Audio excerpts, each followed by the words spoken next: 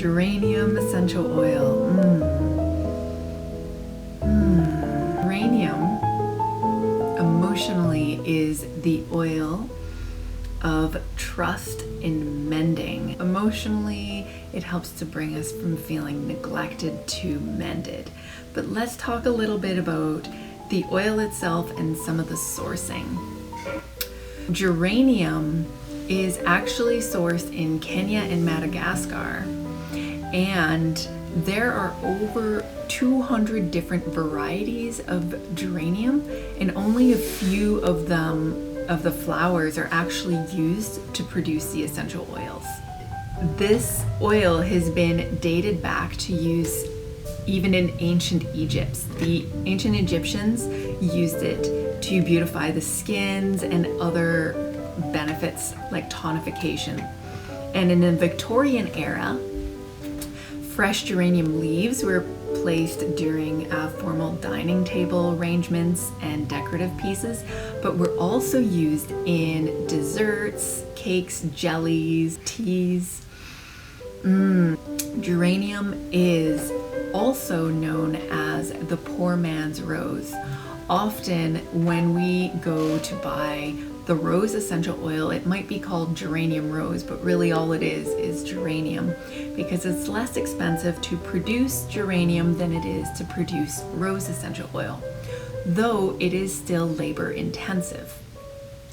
It does take about 25 pounds of geranium to produce a 15 ml bottle of geranium essential oil. And like any essential oil on the market, it can easily be adulterated with other chemicals and compounds that mimic the smell of geranium. It is important to know that you actually have the real thing, or you might be using just a synthetic compound. According to Aromatic Plant Research Center, over 90% of essential oils on the market internationally are adulterated. And what that means is that another product is put into the essential oil to essentially stretch it so that they can make more money. And often the sellers might not even know that it's been adulterated because it's adulterated before it even gets to the seller. Oh, this is such a great oil. It's great to know the sourcing of the oil and to see if it's been tested also for pesticides, contaminants, and all sorts of other chemicals that might be harmful to you. And also to understand that if you're going to use it to its full efficacy, then having a pure oil, even though it might say pure on the label, it doesn't mean it's true. To have a pure oil and to know that it's been tested in a lab is going to make a big difference. I'm going to dive into some more of the uses. Geranium is mostly known for what it can do for skin beautification and hair beautification. I love adding just a drop into my hair. Works as a natural conditioner, much like some of the other oils, and it's great for the skin as well. It can do some beautiful stuff. It brightens the skin, it helps to moisturize the skin.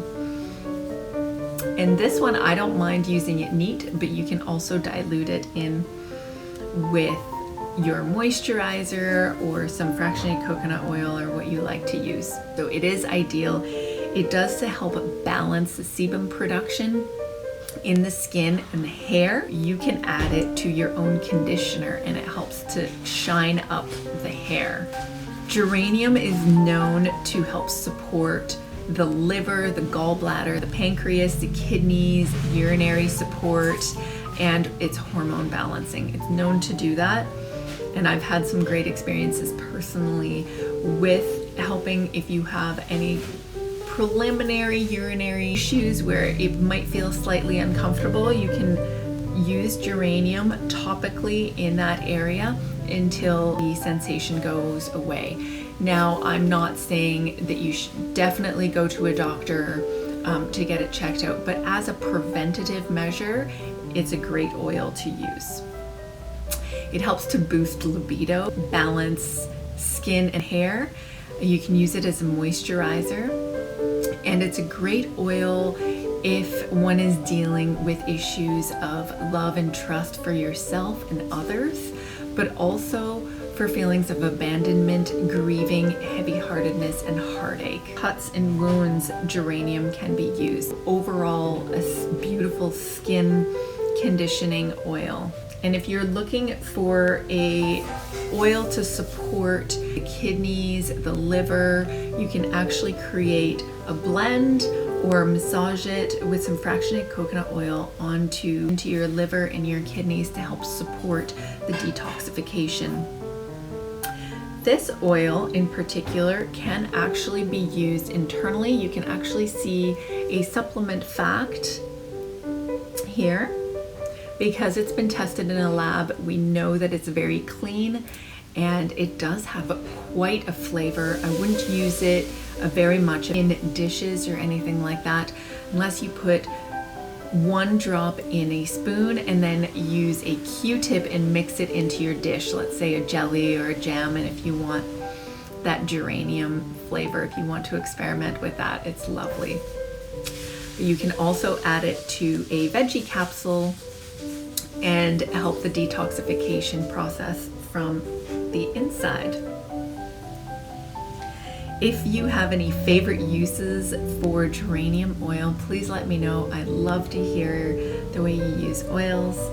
And if you don't already have oils or you're interested in where I use them, message me and I can help you or whoever sent you this video.